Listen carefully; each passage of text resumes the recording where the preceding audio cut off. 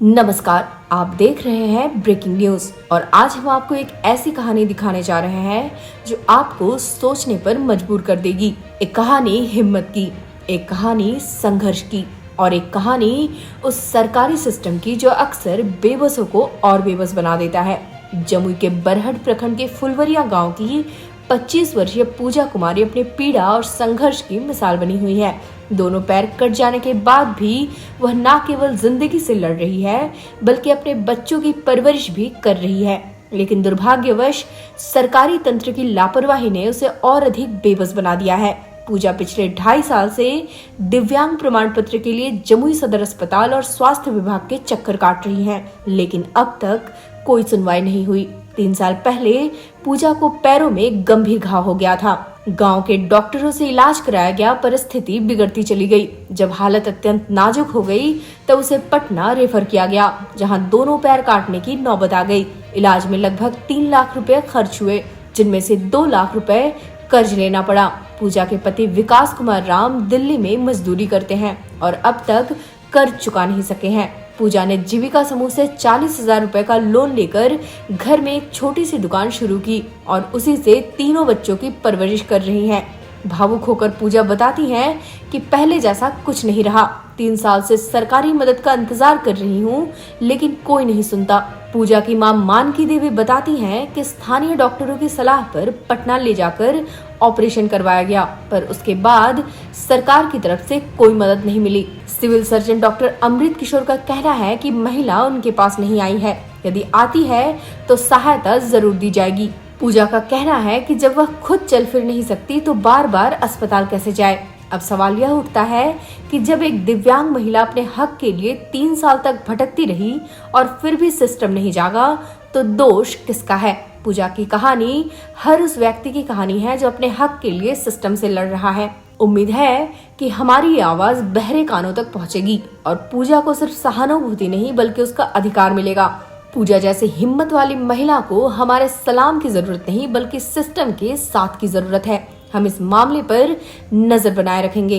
देखते रहिए breaking news. नाम हुआ आपका? मेरा नाम पूजा कुमार। क्या समस्या है?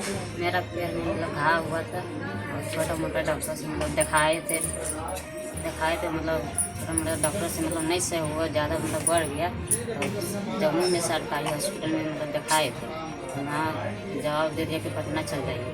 गए तो मेरा पेट काट दिया था। वहाँ से आए थे मतलब पैर तक सूखा और पैर लगवाए थे। धीरे धीरे मैंने जीविका तरह उससे मेरा पैसा मिला था, उससे मतलब कर। अच्छा, ये कितना दिन पहले आपका हुआ था? ये मेरा 3 साल हो गया सर। 3 साल मेरा खराब हुआ पैर, इलाज करवाए मतलब इशू हो रहा है और साल भर के बाद पैर लगवाए थे, चल वो गया और धीरे दुकान मिला था, दुकान से बाल को पोस रहे हैं। मेरा घर भी मट्टी का है सर, बहुत परेशानी हो रहा है। सरकारी तरफ से 3 बारी हम 2 बारी ये करवाए सर। कितने बार आप सर गए थे, मतलब कोशिश किए कि आपको दिव्यांग का सर्टिफिकेट मिले? हाँ सर, 2 साल हो गया बनवाने गए तो कैंसिल हो जाता है, बार बार बन भी नहीं किया। बनवा जाते हैं तो बन भी नहीं किया। क्या बोलता हूँ? बोल रहे थे कि बन जाएगा तो बन भी नहीं कर रहा है। हम 2 बारी 3 बारी परेशानी तो जम्मू जाते हैं, उसमें कैंप लगता है, जाते हैं, हो जाएगा काम बोलते हैं, इतने खाली काम मेरा बन भी नहीं किया, नहीं लाभ कुछ मिल रहा है सरकार की तरफ से। अच्छा, ये जो परेशानी है। पैर लगाने में जो भी पैसा खर्च हुआ वो कौन दिया, कैसे हुआ? तो मेरा हस्बैंड कमाते हैं, लेबर के काम करते हैं, किसी को इलाज करवाए। कितना खर्च हुआ? 2 लाख रुपये खर्चा हो गया। 2 लाख कर्जा भी लिए थे क्या? हाँ सर, कर्जा लेके इन्होंने से दिखाए, मेरे सासू भी था तो वो मेरे टेंशन में मतलब इलाज करवाई इन्होंने से करके, वो भी डेट हो गया। कब डेट हुआ? 3 साल हो गया सर डेट में। आपका मतलब 3 साल ये पैर का हो गया? हाँ 3 साल हो गया। 3 साल में मतलब सासू माँ भी डेट हो गई मेरे टेंशन में। ये जो दुकान मिला है कैसे? जीविका तरफ से मिला है सर, गरीब आदमी के लिए मदद दिए थे कि जिसको बाल को पोस चलाए, बाल को पोसे करे।